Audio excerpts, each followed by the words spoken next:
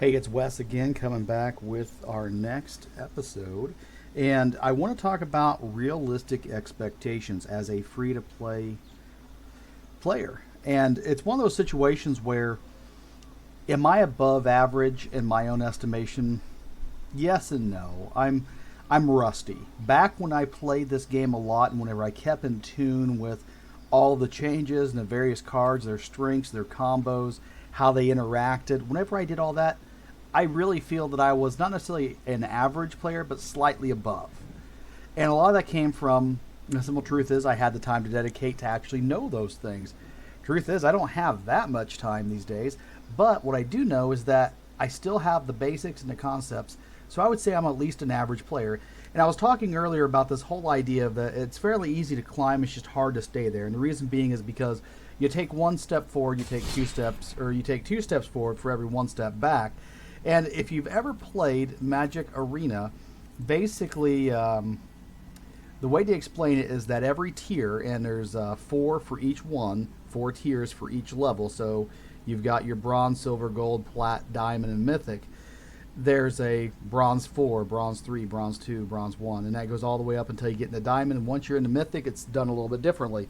But at some point, somewhere around gold, platinum, I don't really remember when, you find a thing where instead of taking two steps forward and one step back for every loss, it is one step forward for every win and one step back for every loss. So it becomes harder to climb. So you have to be better than 50-50. So our goal is simple. Be better than 50-50. And so our realistic expectation, I'm not shooting for the top of Mythic. I want to get to Mythic. The thing is, see if we can show this here. Basically, these little check marks, whenever you win a match, you actually get two of them filled in. When you lose a match, you lose one. And so I could actually win one game would fill both of those. A second win would fill that one. A third win would fill this one, throw me into silver 1.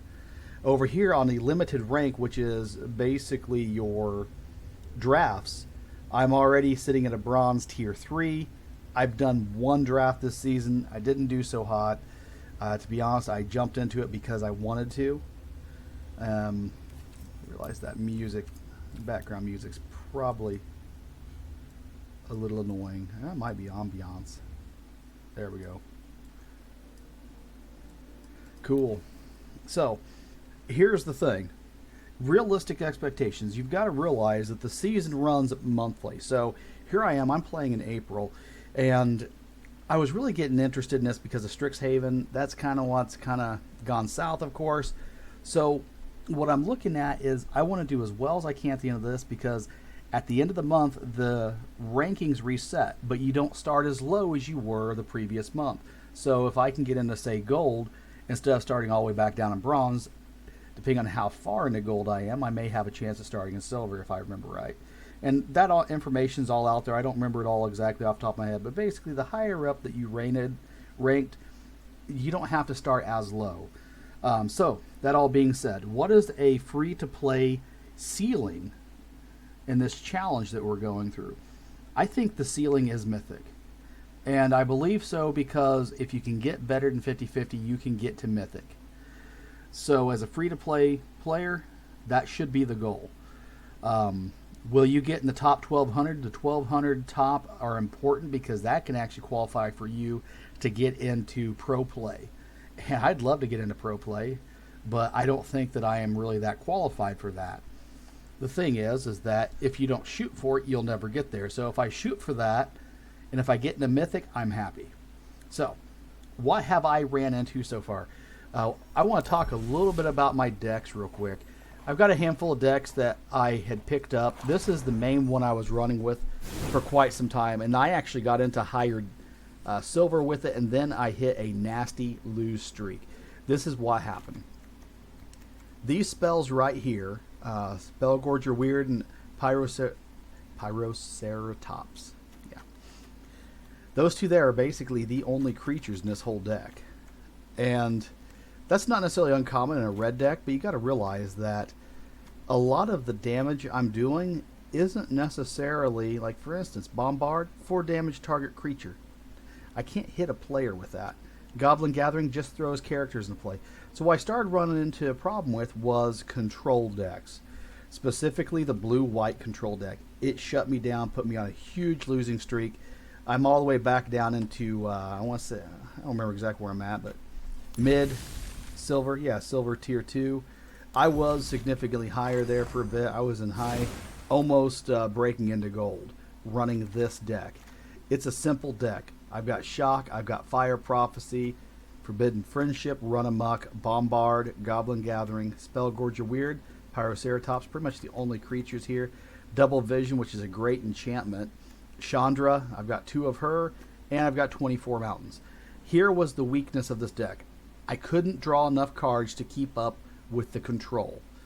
And I didn't have enough creatures in play to really do much beatdown, because you got to figure a lot of your control decks, they're hitting you with different enchantments that are either putting your guys basically zoned out, or they're making it to where they can't tap, like your pacifisms. And it's just one of those situations where this deck does not stack up well against that. So what did I do? Well, I really want to build, because right now in the meta, an aggro mono blue deck, or mono red rather, is a very solid deck. I don't really have enough 1-drops and things like that to make that work right now. I mean, I don't even have but just 2 Raging Goblins. Could I make it work? Kinda. But it wouldn't be what I have best available to me. So what I did do instead is I started looking around and said, hey, what do I have that works right now? In fact, if you saw there, I did try to make an aggro deck, and it just didn't really work. I even tried a veto deck for a bit. This is what I tried. I have built a monster green deck. I have got, obviously, a handful of creatures that either produced mana, like this Llanowar, this character here, and of course I've got Cultivate in here as well. I got 24 Forest. So I am looking to try to generate mana and also draw cards. Something that a lot of people don't realize about a card like Cultivate. It allows you to search your library for 2 basic lands. You put 1 in play tap, 1 into your hand. A lot of people don't realize it, but that's helping you get to the cards you need quicker. The reason why is because that's fewer lands you're going to draw out of your deck. Then you throw in the fact I've got 4 of these Colossal Majesties. At the beginning of your upkeep, if you control a creature with power 4 or greater, draw a card. Here's what happened. I hit a big loss streak, and I started running this deck. In the next episode, I am going to tell you how this deck turned out against the blue-white control deck, because the truth is, I tried it with some small, little weenie type characters like the Almighty Bushwag and the Delver and such, but eventually this is what I wound up with. And I am going to explain what happened the next one around, but I want to go over this deck a little bit further. You've got to remember, a lot of these blue-white decks either have flyers or walls, things like that. What is an 0/4 wall going to do against a 10/10 Gigantosaurus? Or even better, this Iron Skull Hydra. If you've got a flyer, but I've got a guy who can gain a +1/+1 counter infinitely, and more importantly, you've got to realize, if he pacified my Llanowar Visionary or this Elysian, I don't know, what is that, Caryatid, whatever, this dude I can tap for mana, if he pacified those on accident or was thinking that was the big threat, which he shouldn't, if he knows I'm playing green, whenever these start coming out, I've got 4 of these, and I've only got 3 of the Iron Skull Hydra. I want to get more of those. And I've got 4 of this Colossal Dreadmaw. It's a 6/6 with Trample. And I've got 2 of these Epic Proportions, and I've got a Great Henge. What do you throw a pacifism on? Can you run 12 of those in your deck? No. You can run different abilities or spells that have a similar ability or a different enchantment. I think there's another white one, there's another blue one. We're talking about if he's running a pacifism and those 2 other ones, at most he can shut down 12 of these. But he's got to have those in hand.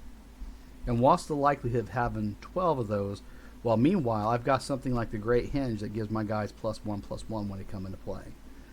Or I have something like Primal Might where I can kill off his flyers. He doesn't deal direct damage that often.